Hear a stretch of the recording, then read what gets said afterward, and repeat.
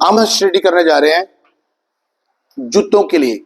बहुत सारे लोग बोलते हैं स्टेज पे जूता नहीं पाना, बोलते हैं स्टेज के ऊपर बूट नहीं लेकर। तकरीबन मैं हमेशा बूट लेकर आता हूं और हमेशा पवित्र आत्मा को शोकित कर देता हूं मैं, लेकिन फिर भी पवित्र आत्मा मेरे से बात करता रहता है। इसका मतलब पवित्र आत्मा शोकित नहीं होता। पहली बात, आज बहुत सारे लोग बोलते हैं कि आप स्टेज के ऊपर बूट मत लेकर आइए। ये बड़ा एक मुद्दा बनाओ, बड़ा तकड़ा। ठीक है, आप लिख लीजिए इसको, नंबर 1 इसका हेडिंग बना लीजिए, जूते। क्या हम स्टेज के ऊपर जूते पाकर जा सकते हैं? आज के समय के अंदर भी अभी बहुत सारे पास्टरों के बीच थोड़ा सा लफड़े हो गए थे, पता ही आपको पिछले टाइम में। मैं फेसबुक पे बहुत सारे लोग बोलते हैं स्टेज जो है वो पवित्र स्थान है। देखिए, स्टेज को पवित्र स्थान बोलते हैं लोग, ध्यान दो इस बात के लिए। ये स्टेज है हमारा, ये पुरपट है, ये पवित्र स्थान है। कितने जन कहते हैं ये पवित्र स्थान है? क्यों कहते हैं वो पवित्र स्थान? निर्गमन 3:5 पढ़ो, वहां पर क्या लिखा है, वो क्यों कहते हैं स्टेज को पवित्र स्थान। ध्यान देना इस बात के लिए। निर्गमन 3:5 सुनना है ध्यान से, भी केयरफुली। उसने कहा इधर पास मत आ। जब मूसा, जब झाड़ी जल रही थी, जब परमेश्वर के पास जा रहा था, तो परमेश्वर ने मूसा से कहा इधर मत आ और अपने पांव से जुतियों को उतार दे। अपने पांव से जुतियों को उतार दे, क्योंकि जिस स्थान पर तू खड़ा है, क्योंकि जिस स्थान पर तू खड़ा है वह पवित्र भूमि है। वो पवित्र भूमि है। और आज के हमारे सेवकों ने, आज के हमारे पास्टरों ने क्या लगा दिया, जहां हम खड़े हैं ये जो स्टेज है ये पवित्र है। स्टेज क्या है? क्या आपको लगता है कि ये स्टेज पवित्र है? यहां पर बूट तार के हमें आना चाहिए, या हम वचन की स्टडी नहीं कर रहे हैं, या फिर बस एक ही बात कहते हैं जो बाइबल में लिखा है हम उसको मानेंगे। अरे भाई, बाइबल में तो समझनी भी तो है बातें। आप कहते हैं ये पवित्र स्थान है। मैं एक चीज बोलना चाहता हूं, स्टेज आज पवित्र स्थान नहीं है।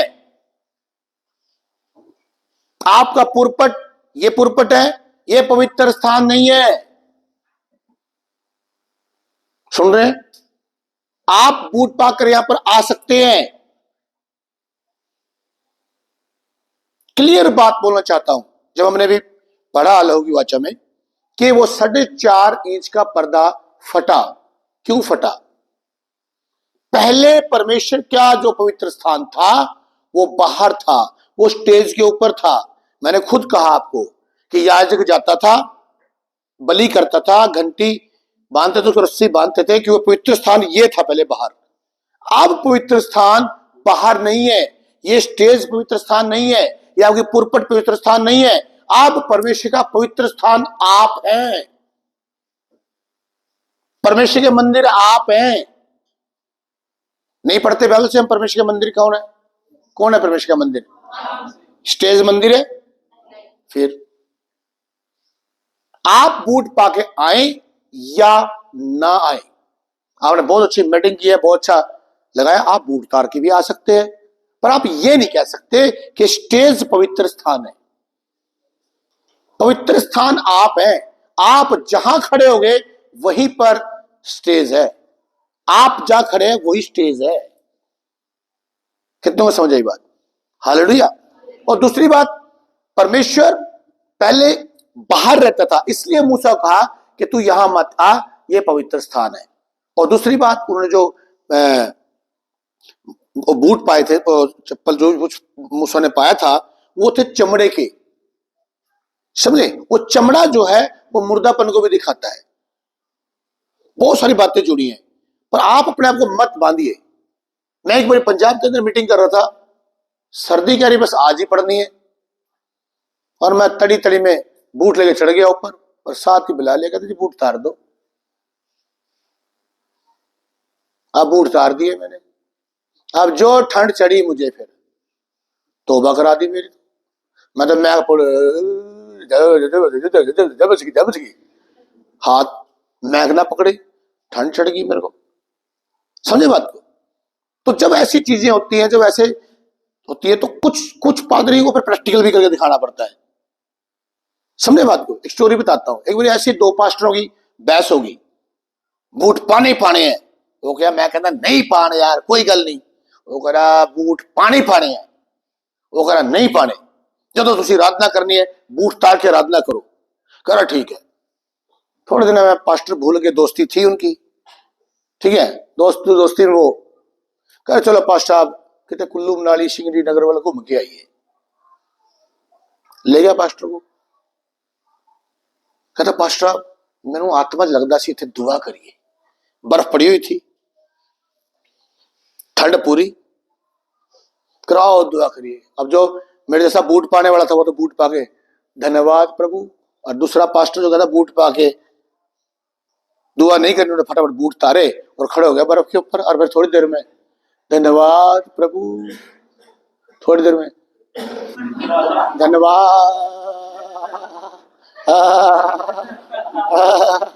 उस पास्टर को तरस आ गया, आजा बूट पा ले चल। सुन रहे हैं? तो परमेश्वर ने बुद्धि दी है, वचन हमारे सामने रखा है। सिंपल बात है, पहले पवित्र स्थान बाहर था, अब हमारे अंदर है। अब पवित्र स्थान ये है, इसके अंदर से बताओ कौन सा बूट तारना है और कौन सा पाना है। बाय द वे, आप किसी गड्डी में बैठे हो, उदाहरण दे रहा हूं मैं, गड्डी में बैठे हो आप, स्कूटर पे जा रहे हो, खुदा ना करे कोई एक्सीडेंट होने लग जाए बस का, क्या करोगे? पहले आप दुआ करोगे या बूट तारोगे? प्रभु की तरफ ठा चल। पहले बूट तारोगे कि बोले प्रभु मुझे बचा? पहले ये करोगे, प्रभु मुझे बचा, यही बोलोगे ना? नहीं, पहले बूट तार लो।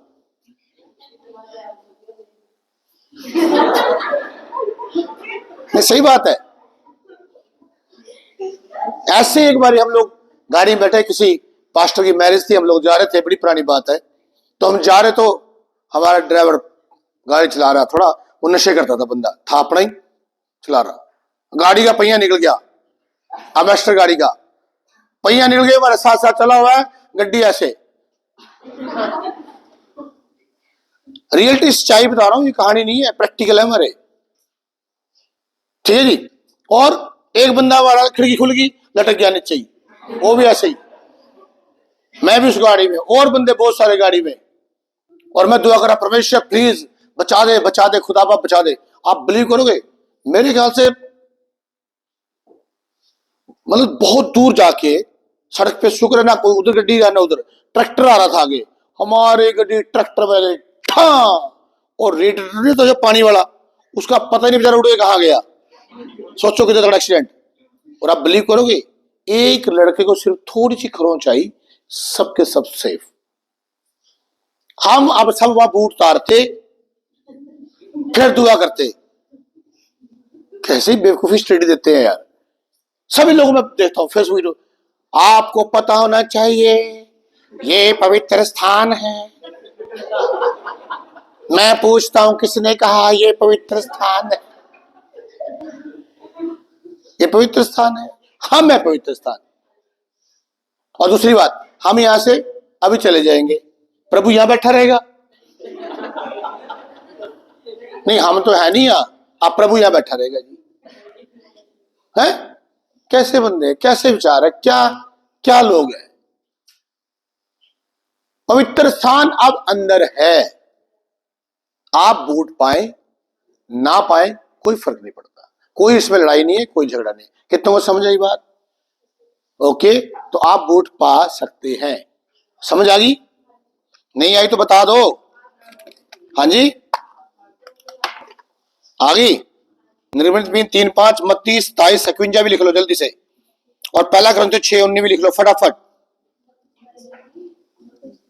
मत्ती 27:51, पहला Corinthians 6:19 और दूसरा Corinthians 5:17। अब हम नई सृष्टि हैं, हालेलुया। अब आ जाओ सोने के लिए। सोना,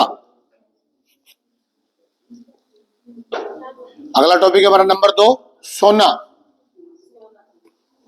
बोले यहोशू 6:19, पढ़ लो इस वचन तो पढ़ लो, फिर मैं अत्ते लिखा दूंगा वो जल्दी से।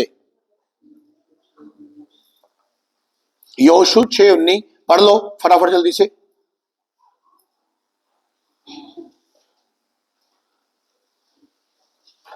जल्दी से पढ़ाओ, किसी को मिलता जल्दी से प्लीज। सुन रहे हैं ध्यान से? पता लग गया बूट के बारे में? किसी को क्वेश्चन? कोई क्वेश्चन? पवित्र स्थान कौन है? जहां आप खड़े हो वही पवित्र स्थान है। आमीन। सब चांदी सोना, सब चांदी सोना और जो पातल पित्तल के और लोहे के हैं वो यहोवा के लिए पवित्र है और उसके भंडार में रखे जाएं। अब जो कहते हैं सोना चांदी ये सब चीज, इनके पेट में क्या दर्द है? परमेश्वर तो पवित्र कर रहा है उनको। ये जो पादरी कहते हैं सोना चांदी सोने के लिए बोल रहे हैं जो पादरी, इनके पेट में दर्द क्या है? जिस चीज को परमेश्वर ने पवित्र कर दिया पादरी उसको अपवित्र कर रहे हैं।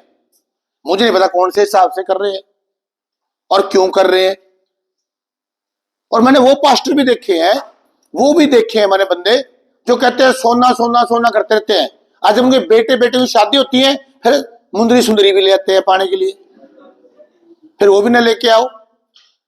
यार सोना क्या कर लेगा हमारा? हालेलुया। आगे वचन लिखो, हागे उसका 2:8 फटाफट लिखी जाओ जल्दी जल्दी। हागे 2:8 ये घर में स्टडी करनी है आपको बैठ के, सब सोने के लिए। व्यवस्था विवरण 8:13, व्यवस्था विवरण 8:13, 11:20, प्रकाशित वाक्य 1:12 लिख भी रहे हो ना?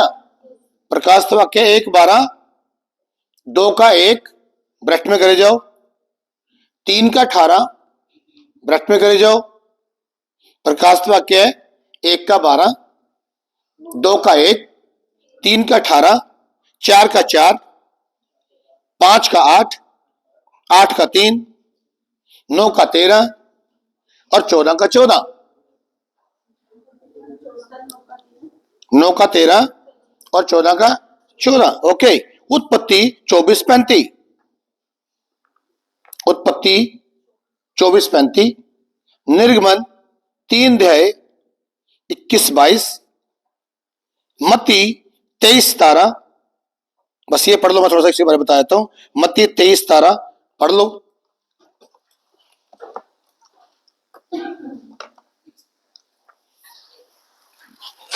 मत्ती 23। देखो क्या लिखा है, जोर से पढ़ना बहन जी कुड़िए। देखो क्या लिखा है, हे मूर्खो, हे मूर्खों और अंधो, कौन बड़ा है? कौन बड़ा है? हे मूर्खो और अंधो। ये सोच कहता कौन बड़ा है? हाँ जी बोलो। सोना या वो मंदिर जिससे सोना पवित्र होता है, जिससे सोना पवित्र होता है। अब सोना सिंगार की दुकान पे रखा है, कोई कुछ नहीं ना उसका, जब वो किसी के गले में जाए या किसी का, तभी तो शोभा बढ़ाएगा वो। सोना जब मंदिर में चढ़ाया जाता है तो वो पवित्र हो जाता है। यही बात बोली जा रहा है वचन में, दोबारा से रिपीट कर दो। हे मूर्खों और अंधों, कौन बड़ा है? सोना या वह मंदिर, सोना या वो मंदिर जिससे सोना पवित्र होता है, जिससे सोना पवित्र होता है। यानी कि मंदिर से आप मंदिर में सोना चढ़ाते हो तो सोना पवित्र हो जाता है। मैं आपसे पूछता हूं, अभी बता के हटाओ मैं आपको, मंदिर कौन है? तो फिर यहां चढ़ा दो ना सोना, पवित्र हो जाएगा। सिंपल है ना। जब मंदिर में सोना चढ़ाया जाएगा, सोना, तो मंदिर कौन है? आप कौन है? तो फिर चढ़ा के रखो ना सोना, क्या दिक्कत है? क्यों उसको अपवित्र होने दे रहे हो बेचारे को? पाके रखो। किसी क्वेश्चन? करारे करारे जवाब होते हैं मेरे पास। लठ पूरा घन, टाटरे में लगते ही बंदा तिलमिला जाता है, कहां से बातें निकालते हैं। सिंपल वचन लिखे हुए हैं, सिंपल, जो लोगों को समझ नहीं आते। सोना नहीं पाना,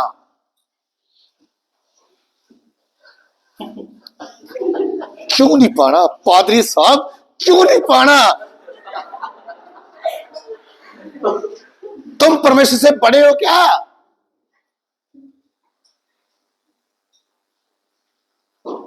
बहुत सारे पास्टर स्टडी देते हैं, पंजाब में बहुत कहीं पे लठ बजते हैं तगड़े तगड़े। कहता बाइबल को पेट में नहीं रखना। सुनना बात, मूर्खता की बातें बता रहा हूं। क्यों नहीं रखना जी? कहता आप बाइबल पढ़ने के लिए वो बनी होती है ना कैसी, क्या कहते हैं उसको, कह रहा स्टैंड, कह रहा स्टैंड लेके आओ, उसके ऊपर बाइबल को रखो। कह रहा बाइबल को पेट पे नहीं रखना। पूछो क्यों? क्योंकि ताड़ा ये पेट जिहड़ा हैगा ऐ पवित्र है। जैसे माल मीटर पड़ा रहता है ना, कह रहा ये वाला पेट तो ऐ पवित्र है, इधर इधर पवित्र आ, इधर इधर ऐ पवित्र आ। परमेश्वर कहता है ये पूरा मेरा मंदिर है, पादरी कह रहे हैं आधा पवित्र है, आधा मंदिर है। स्टोरी अलग है पास्टरों की भी। आदम ने जो बनाया ओदी धुन्नी नहीं बनाई। क्यों? धुन्नी खा गया परमेश्वर। अगर उसकी धुन्नी ना होती तो आज भी आदम की धुन्नी ना होती, हमारी भी धुन्नी ना होती। परमेश्वर ने आदम को कंप्लीट व्यक्ति बनाया। भाई ये स्टडियां दी जाती है, मुझे हंसी आती है बड़ी। तुसी जो चर्च आना चिट्टे कपड़े पा के ही आना है।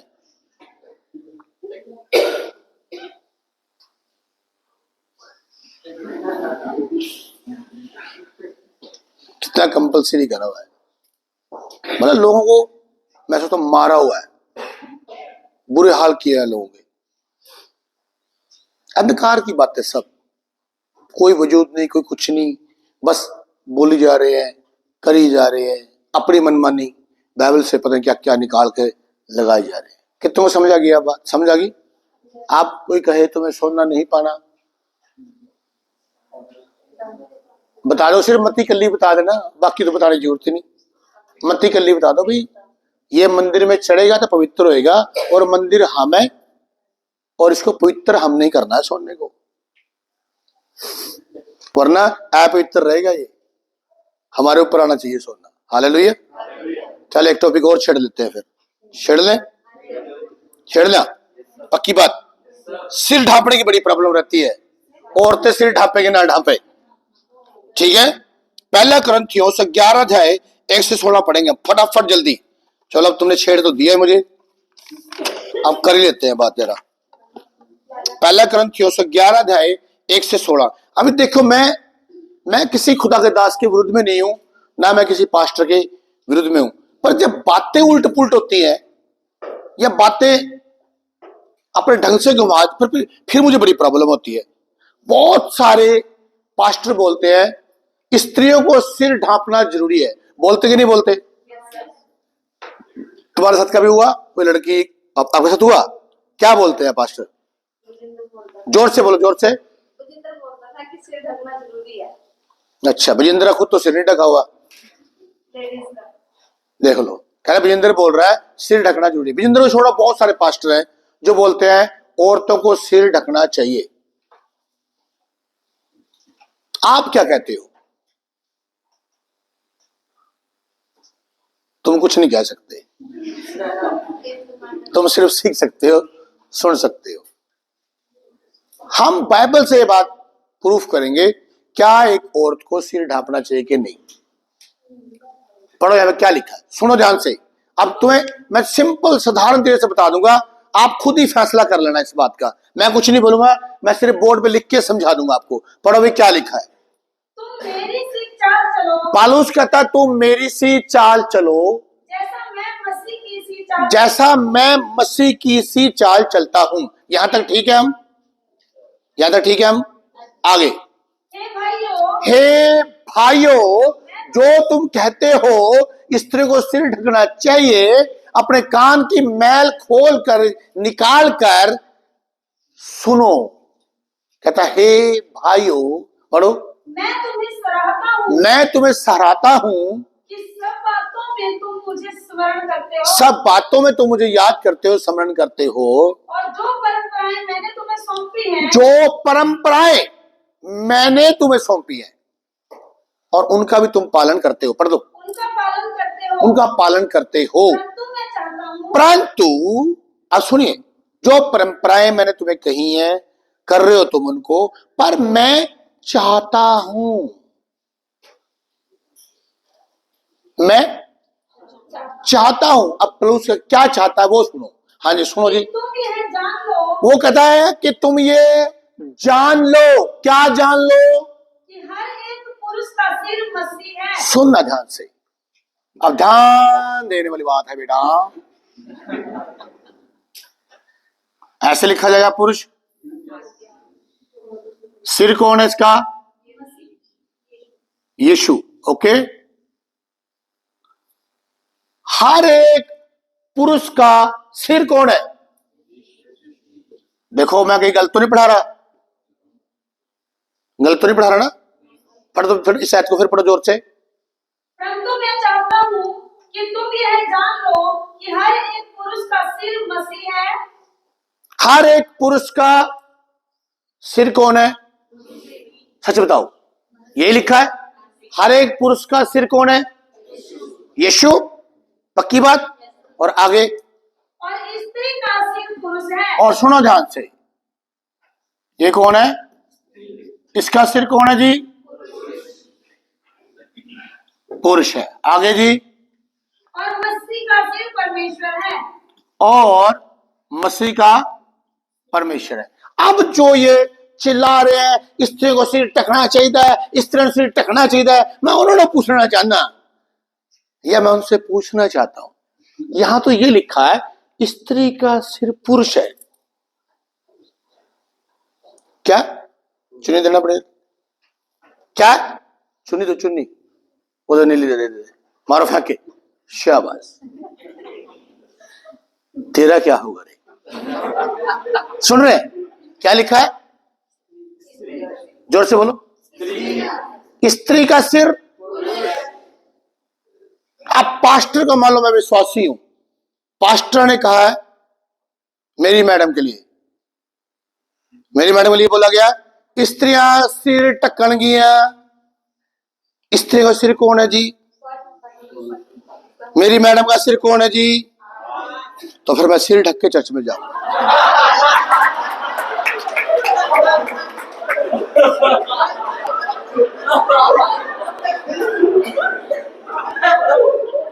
ये चाहते हैं पादरी कि बंदे सिर ढक के आए। हाँ जी, और कहीं ना कहीं यहां से प्रॉब्लम है, फिर और भी ढक लेंगे हम।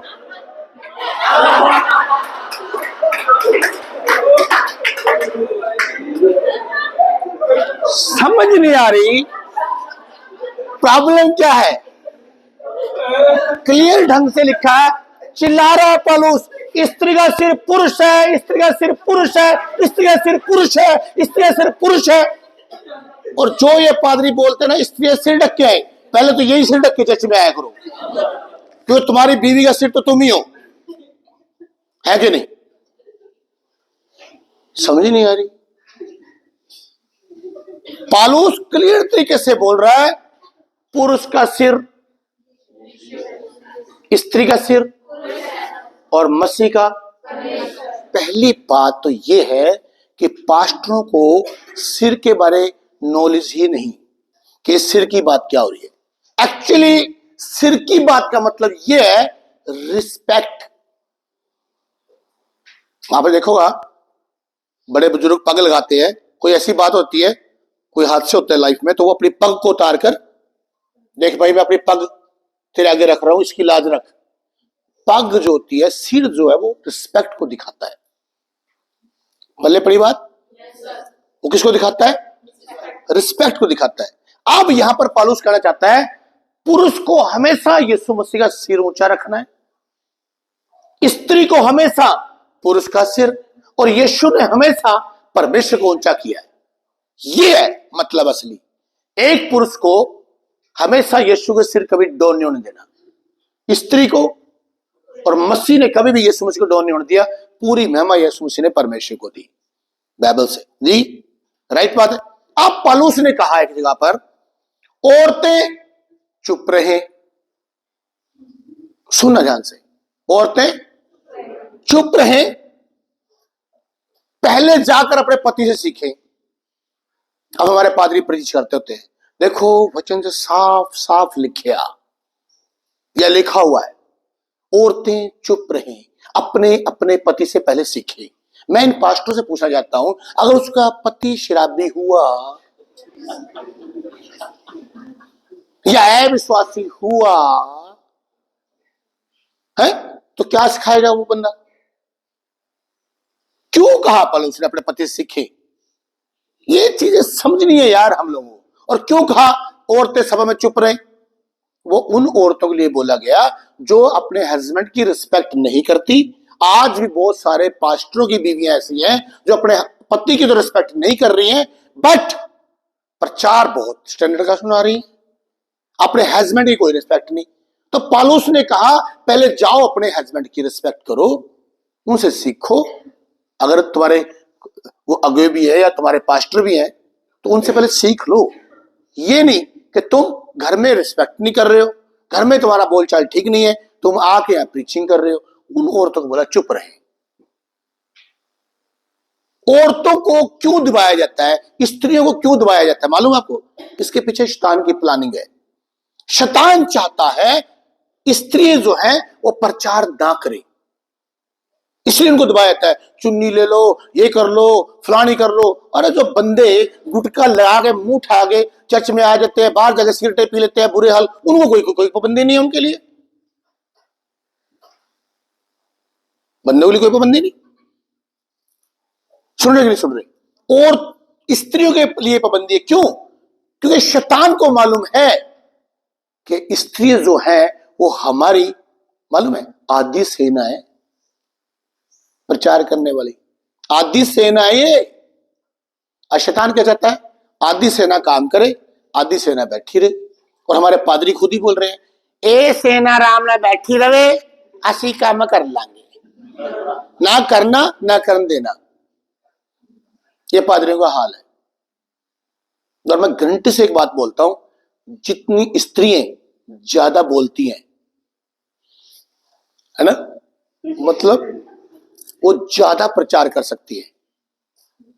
और शैतान इतना है, स्त्री को फालतू बातें, चुगली चपाटे, ये वो, उनमें ज्यादा ध्यान लगाती है। अगर यही कई स्त्रियां उल्ट कर दें तो ये स्त्री शैतान के लिए मुसीबत बन जाएंगी। अगर स्त्रियां ढंग से अपने टैलेंट को समझ लें, परमेश्वर ने उसको सहायक करके बनाया और उस टैलेंट को समझ लें स्त्रियां, तो मैं कहता हूं शैतान की नाक में दम तो ये मर से ज्यादा दे देंगी। शैतान ने मैंने पंगा कहां से ले लिया, ये पता नहीं हवा कैसे मार खा गई मेरे से, ये तो मेरे को ही मारी जा रही है। सही है कि नहीं है? तो ये वचनों को समझना है, क्लियर क्लियर लिखा है। इसमें क्या क्या कोई टेढ़ी टेढ़ी बातें नजर आ रही है आपको? साफ तो कहा है, पुरुष का सिर कौन है? स्त्री का सिर। अब जो करे स्त्री का सिर ढकना चाहिए तो ठीक है भाई, उसके पुरुष को बोलो सिर ढक के चर्च में, अगर स्त्री का सिर ढक गया खत्म बात। और आगे बढ़ो, क्या लिखा है? जो पुरुष सिर ढाके हुए प्रार्थना या भविष्यवाणी करता है वह अपने सिर का अपमान करता है। सुन रहे? अब ये चीजें, सारी चीजें जो चल रही हैं, पहले आप देखिए व्यवस्था के तरीके से लोग सिर पे लेकर व्यवस्था के टाइम में दुआ करते थे। सब डिफरेंट डिफरेंट चीजें हैं। आगे बढ़ जाओ, और क्या लिखा है? परंतु जो स्त्री उघाड़े सिर प्रार्थना या भविष्यवाणी करती है। उघाड़े सिर का मतलब क्या है? उघाड़े सिर प्रार्थना करती है, हाँ, वह अपने सिर का अपमान करती है। उघाड़े सिर का मतलब क्या है? उसको उघाड़े सिर का मतलब रिस्पेक्ट की बात आ रही है। सिर की, सिर को अब आप रिस्पेक्ट में बदल दो कि जो सिर है ये रिस्पेक्ट को दिखा रहा है। उघाड़े सिर का मतलब है जो औरतें बोलने में चलने में रिस्पेक्ट नहीं करती है, वो किसका? खुदा का अपमान करती है। सिंपल। वो उस टाइम की ग्रंथियों की प्रॉब्लम थी जो चल रही थी वहां पर। पौलुस उस बारे में टीच कर रहा है। और यहाँ बहुत सारे विषय आएंगे, आस्ते अलग अलग स्टेप आएंगे। हाँ जी, आगे पढ़ो। क्योंकि मुंडी होने के बराबर है। यदि स्त्री ओढ़े ना ओढ़े तो बाल भी कटा ले। अब सुनिए, यहाँ पर एक बात और आ गई, नया पॉइंट और निकल के आ गया। यदि स्त्री ओढ़नी ना ओढ़े तो बाल भी कटवा ले। अब एक नया मुद्दा निकल गया। अब यहां से भी लोग कन्फ्यूज हो जाते हैं, उनको समझ नहीं आती चीज। एक्चुअली ओल्ड टेस्टमेंट में हम जाते हैं तो पौलुस वहां पर क्या देख रहा था, वहां पर क्या हो रहा, आगे क्लियर कर देंगे इस बात को भी।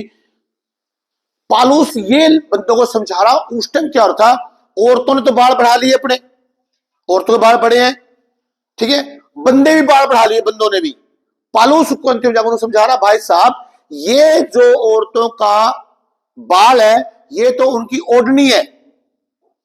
स्त्रियों के बाल पहले ओल्ड टेस्टमेंट के अंदर पड़ जाते हैं, बाल इसलिए थे, ये उनकी ओढ़नी है।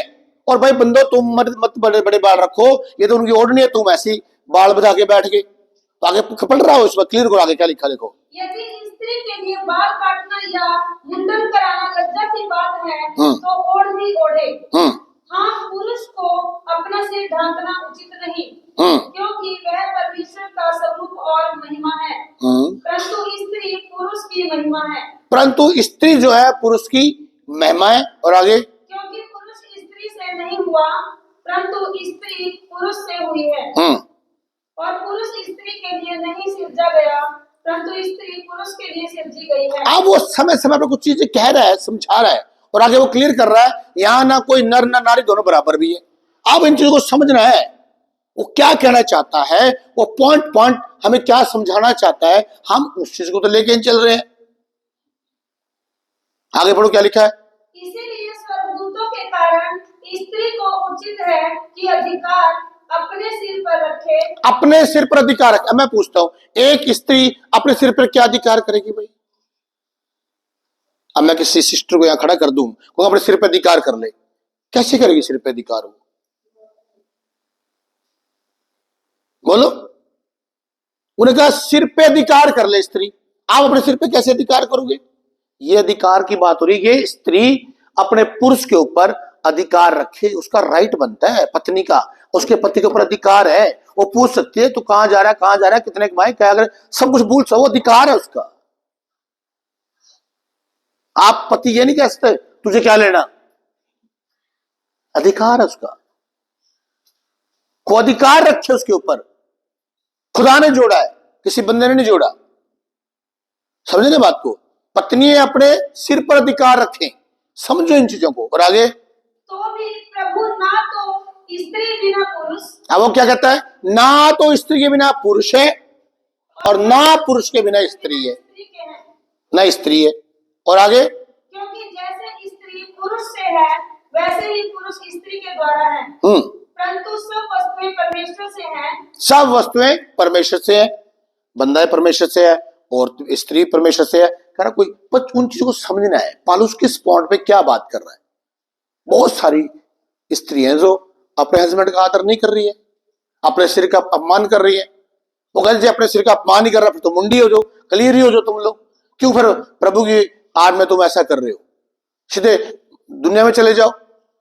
पौलुस कुछ समझाना चाहता है इन चीजों के लिए, पर हम लोग कुछ समझ नहीं पा रहे उन चीजों को। और आगे, तुम आप ही विचार करो, क्या स्त्री को उघाड़े सिर परमेश्वर से प्रार्थना करना शोभा देता है? हाँ, और फिर वो द्वारा पॉइंट ले गया, क्या औरतें जो है, स्त्री जो हैं, उनको एक चीज का ध्यान देना है, जब वो रिस्पेक्ट नहीं कर रही अपने सिर की, उनको सिर की रिस्पेक्ट ही नहीं है, इन्हें अपने पति की रिस्पेक्ट नहीं है, क्या उनको दुआ करना शोभा देता है? अभी तुम पति की इंसल्ट करो और फिर धन्यवाद की भेंट चढ़ाए, शैतान जब चढ़ा के तो आइए भेंट, अपने पति को करके तो 1 घंटे तो बजा के आइए, क्या हो गया?